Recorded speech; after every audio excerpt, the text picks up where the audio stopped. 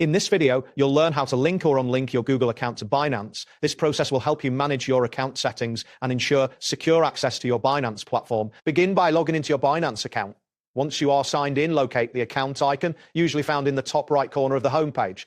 Click on this icon to open a drop-down menu. From the drop-down menu, select Account Settings. This action will redirect you to the Settings page where you can manage various account features. On this page, look for the Linked Accounts section, which is typically listed in the menu on the left side. Once you are in the Linked Accounts section, you will see a list of services that can be connected to your Binance account. Look for the option labeled Google. Click on this option to proceed with linking or unlinking your Google account.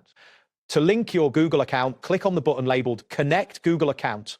A new window will appear prompting you to enter your Google login details. Enter your email and password, then click Next. After entering your credentials, you will need to approve the access permissions requested by Binance. Follow the prompts to complete this action. If you wish to unlink your Google account, instead select the option labeled Remove.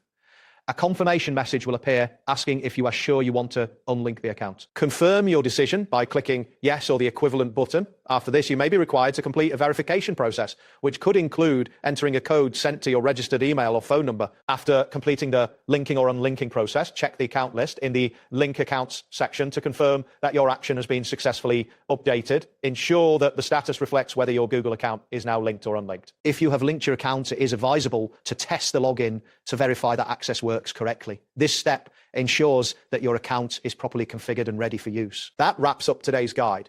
Thanks for watching, and catch you in the next tutorial.